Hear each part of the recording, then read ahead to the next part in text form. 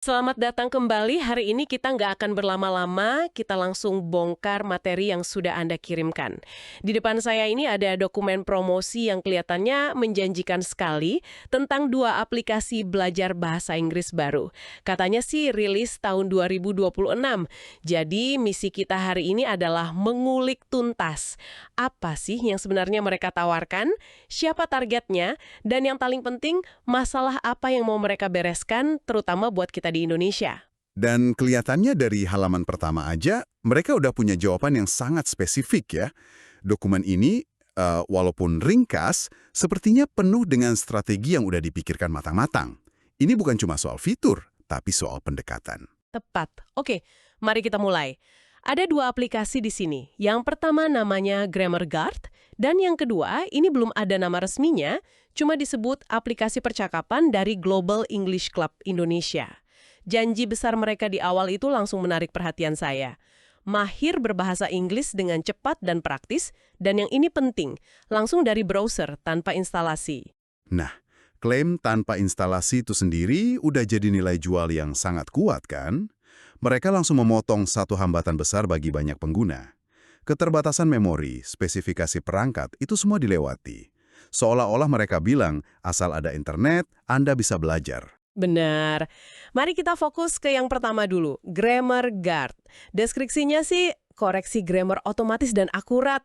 Tentu alat seperti ini udah banyak ya, kita tahu nama-nama besarnya. Tapi ada dua hal di sini yang bikin saya berhenti dan mikir, ini beda. Pertama, setiap koreksi katanya bakal dilengkapi dengan penjelasan detail dalam bahasa Indonesia. Kedengarannya simple, tapi menurut Anda seberapa besar sih pengaruhnya kalau penjelasannya pakai bahasa ibu kita? Oh, pengaruhnya bisa sangat besar, bahkan fundamental.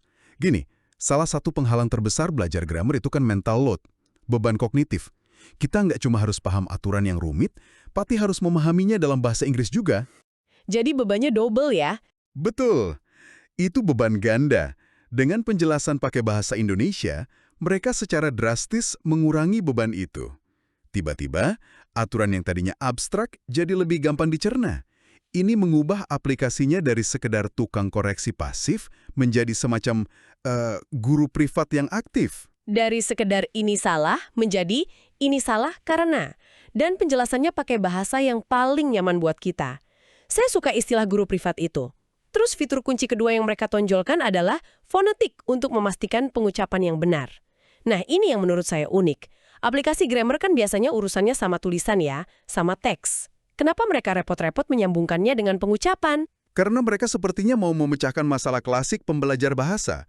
Adanya jurang besar antara kemampuan pasif, yaitu menulis dan membaca, Ya. dengan kemampuan aktif, berbicara. Tepat. Kita semua pasti pernah ketemu orang yang nilai TOEFL writing-nya tinggi, grammarnya sempurna di kertas, tapi begitu diajak ngobrol, kok kaku banget atau pengucapannya salah? Dengan mengintegrasikan fonetik, Grammar Guard ini seolah-olah mau bilang, kalimat yang benar itu bukan cuma buat ditulis, tapi buat diucapkan. Keduanya satu paket. Ini pendekatan yang holistik sih. Satu paket untuk akurasi tulisan dan lisan. Dan kayaknya mereka mau menjual paket ini ke semua orang. Saya lihat di sini target audiensnya luas banget. Pelajar, guru, mahasiswa, sampai profesional. Jujur, saya agak skeptis. Emang bisa satu aplikasi efektif untuk anak SMP yang baru belajar simple present tense dan sekaligus untuk manajer yang lagi nyusun laporan bisnis tahunan? Itu pertanyaan krusial. Dan ini menyentuh potensi kekuatan sekaligus kelemahan dari strategi satu untuk semua ini. Di satu sisi, ini ambisi yang luar biasa. Mereka nggak mau main di pasar yang kecil. Tapi di sisi lain, ada risiko besar. Risikonya apa tuh?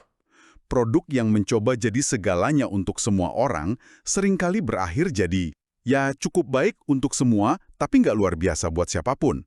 Mungkin nanti akan ada tingkatan atau modul ya, Grammar for Business atau semacamnya, tapi dokumen ini nggak merincinya. Yang jelas, ini menunjukkan kepercayaan diri mereka yang tinggi. Oke, jadi kalau grammar guide itu fokusnya ke pondasi, ke akurasi, kebenaran struktur. Nah, aplikasi kedua yang Anda kirim ini pendekatannya beda total. Dia nggak terlalu pusing soal aturan kaku, tapi lebih ke kelancaran, soal ngobrol. Betul, ini seperti yin dan yang dalam belajar bahasa. Satu soal akurasi, satu lagi soal kefasihan. Persis. Mekanisme aplikasi percakapan ini menurut saya cerdas banget. Cara kerjanya gini. Anda sebagai pengguna cukup ketik pertanyaan dalam bahasa Indonesia. Misalnya saya ketik, bagaimana cara menolak tawaran pekerjaan dengan sopan? Sebuah skenario yang sangat nyata dan relevan bagi banyak orang, kan? Betul. Dan outputnya bukan cuma satu terjemahan kaku. Di sini menariknya. Aplikasi ini akan memberikan pertama, 3 variasi kalimat pertanyaan dalam bahasa Inggris. Jadi mungkin muncul, how can I politely decline a job offer? Terus, what's a professional way to turn down a job offer? Dan mungkin, could you give me some phrases for declining an offer gracefully? Ini pada dasarnya adalah dekonstruksi percakapan. Mereka sadar masalah utama pembelajar itu seringkali bukan nggak tahu artinya, tapi nggak tahu cara lain buat ngomong hal yang sama. Oh, jadi soal fleksibilitas ya? Tepat. Mereka langsung mengajarkan fleksibilitas berekspresi. Ini menjauhkan kita dari jebakan menghafal satu kalimat sakti yang bikin percakapan kita terdengar kayak robot. Dan ini baru setengahnya. Setelah ngasih 3 variasi pertanyaan itu, aplikasi ini lanjut memberikan 5 variasi kalimat jawaban dalam bahasa Inggris. Jadi untuk kasus tadi, mungkin jawabannya kayak, thank you so much for the offer, but I've decided to accept another position. Atau, I truly appreciate the offer, however, I won't be moving forward at this time. Dan 3 lainnya. Semuanya lengkap dengan fonetik dan audio. Kalau kita lihat dari sudut pandang psikologi belajar, ini kuat sekali. Mereka nggak cuma kasih ikan, tapi mereka nunjukin 5 cara beda buat menangkap ikan. Menarik. Ini secara langsung melatih otak kita untuk berpikir dalam berbagai pilihan, bukan cuma satu jalur lurus. Dalam percakapan nyata, kan kita nggak pernah tahu persis respons lawan bicara. Aplikasi ini seolah-olah jadi simulator atau sparring partner yang nyiapin kita buat berbagai kemungkinan. Saya langsung kepikiran contoh penggunaannya.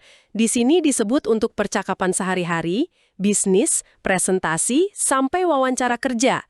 Bayangin deh, Anda mau wawancara, Anda bisa ketik pertanyaan yang Anda takutkan dalam bahasa Indonesia. Misalnya, jelaskan kelemahan terbesarmu.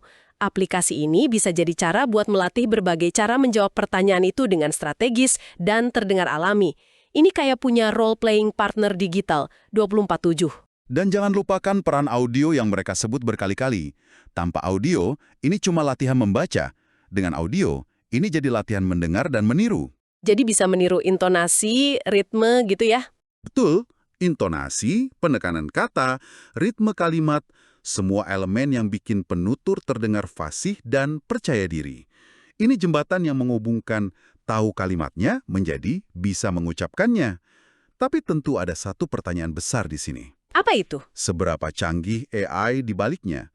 Apakah variasinya benar-benar relevan secara konteks atau cuma permainan sinonim? Kualitas eksekusinya akan jadi penentu. Pertanyaan yang sangat valid. Oke, kita sudah menguliti fungsi inti kedua aplikasi ini.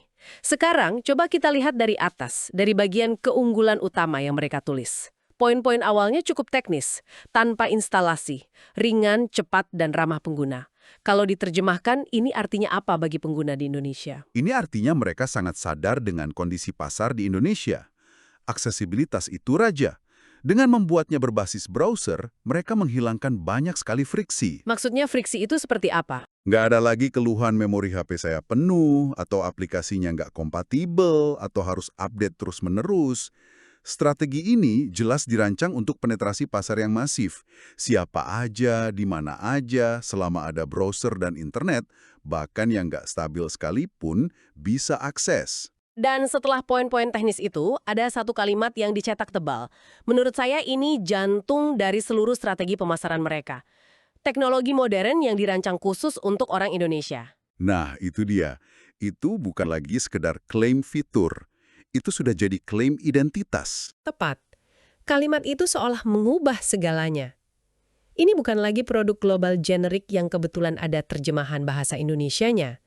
Mereka mengklaim seluruh arsitektur produk ini dari cara menjelaskan grammar sampai contoh percakapan. Semuanya berangkat dari pemahaman mendalam tentang kebutuhan, tantangan, dan konteks pembelajar di Indonesia. Ini upaya membangun hubungan emosional. Pesannya, kami paham masalah Anda, solusi ini kami buat khusus untuk Anda. Dan pendekatan yang sangat terlokalisasi ini juga tercermin dari detail-detail kecil yang mungkin terlewat. Misalnya soal model bisnis.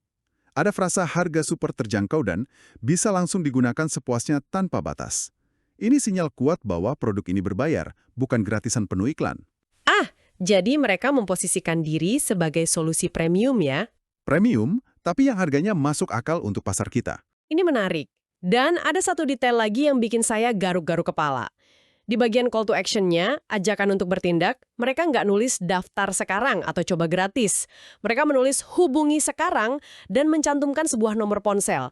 Ini kan aneh ya, produk teknologi canggih, AI berbasis cloud, tapi kok daftarnya kayak mau pesen furniture lewat WhatsApp. Kelihatannya memang kontradiktif. Tapi, jangan-jangan ini justru langkah yang jenius. Ada beberapa kemungkinan.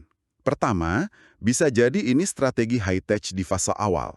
Dengan memaksa calon pengguna menelpon, mereka bisa dapat feedback kualitatif yang sangat berharga secara langsung. Oh, jadi bisa langsung tahu masalah pengguna gitu ya? Tepat, mereka bisa tahu siapa penggunanya, apa masalahnya, apa keraguannya. Kedua, mungkin mereka menyasar segmen B2B, sekolah, perusahaan yang proses penjualannya lebih nyaman lewat komunikasi langsung. Atau ketiga, dan ini yang paling mungkin, mereka paham betul perilaku sebagian konsumen di Indonesia yang lebih percaya transaksi kalau sudah bicara langsung dengan manusia. Ini menunjukkan pemahaman pasar yang melampaui sekedar analisis data di layar. Jadi, apa arti semua ini bagi Anda? Setelah kita bongkar semuanya, gambaran besarnya jadi cukup jelas. Kita punya dua aplikasi yang mencoba menyelesaikan dua masalah yang berbeda tapi saling berhubungan. Ada Grammar Guard, yang fokusnya mengatasi kecemasan akan akurasi. Betul, dia bertindak sebagai jaring pengaman untuk fondasi bahasa kita, baik tulisan maupun lisan. Lalu ada aplikasi percakapan yang tujuannya mengatasi kecemasan akan kefasihan. Dia melatih kita agar tidak kaku, tidak terdengar seperti buku teks berjalan. Dia bertindak sebagai simulator atau pelatih untuk membangun kepercayaan diri dalam percakapan yang dinamis. Dan semua itu dibungkus dalam strategi yang cerdas. Aksesibilitas maksimal lewat browser dan pendekatan pemasaran yang sangat personal, yang terasa Indonesia banget. Ya, kalau saya simpulkan, dokumen ini menggambarkan sebuah pergeseran visi. Alat bantu belajar bahasa di masa depan mungkin bukan lagi sekedar kamus digital atau aplikasi flashcard. Visi yang mereka tawarkan adalah alat sebagai pelatih pribadi yang cerdas.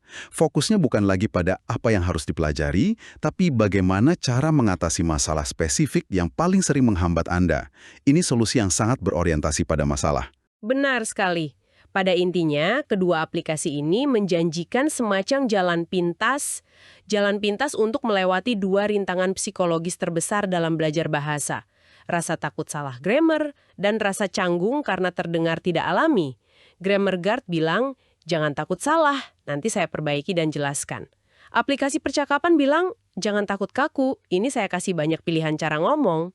Mereka mencoba menghilangkan sebanyak mungkin friksi dan rasa frustrasi dari proses belajar. Tepat. Dan ini membawa kita ke sebuah pemikiran terakhir untuk Anda renungkan.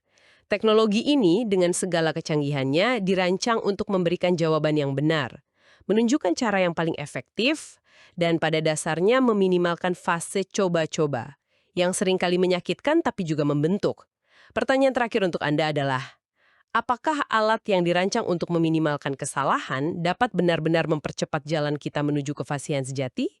Atau justru, di balik kemudahan itu, ada resiko tersembunyi. Resiko kita menjadi terlalu bergantung, hingga akhirnya kita tidak berani lagi berbicara tanpa ada pelatih pribadi digital di saku kita.